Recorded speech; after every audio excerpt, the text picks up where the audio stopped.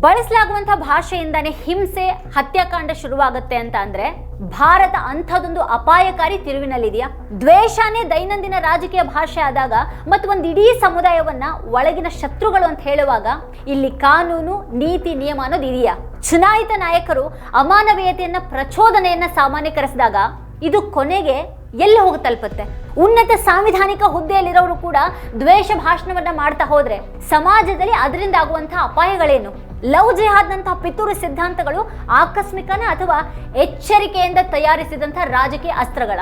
ಸಂವಿಧಾನ ಘನತೆ ಮತ್ತೆ ಸಮಾನತೆಯ ಭರವಸೆಯನ್ನ ನೀಡಿರುವಾಗ ಯಾಕೆ ಇಷ್ಟೊಂದು ದ್ವೇಷದ ಮಾತು ಮುನ್ನೆಲೆಗೆ ಬರ್ತಾ ಇದೆ? ಈ ಬಗ್ಗೆ ಒಂದು ವಿವರವಾದ ವಿಶ್ಲೇಷಣೆಯನ್ನು ವೀಕ್ಷಿಸೋದಕ್ಕೆ ಈ ಕೆಳಗಿನ ಲಿಂಕ್ ಅನ್ನ ಕ್ಲಿಕ್ ಮಾಡಿ. ನೀವಿನ್ನು ವಾರ್ತಾಭಾರತಿ ಚಾನೆಲ್ ಅನ್ನ ಸಬ್ಸ್ಕ್ರೈಬ್ ಮಾಡಿಲ್ಲ ಅಂತ ಅಂದ್ರೆ ಈಗಲೇ ವಿಡಿಯೋದ ಕೆಳಗೆ ಕಾಣ್ತಾ ಇರುವಂತಹ ಸಬ್ಸ್ಕ್ರೈಬ್ ಬಟನ್ ಹಾಗೆ ಪಕ್ಕದಲ್ಲಿರುವಂತಹ ಬೆಲ್ ಐಕಾನ್ ಪ್ರೆಸ್ ಮಾಡಿಬಿಡಿ.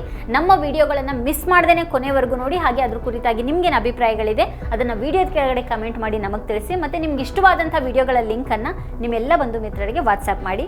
Thank you.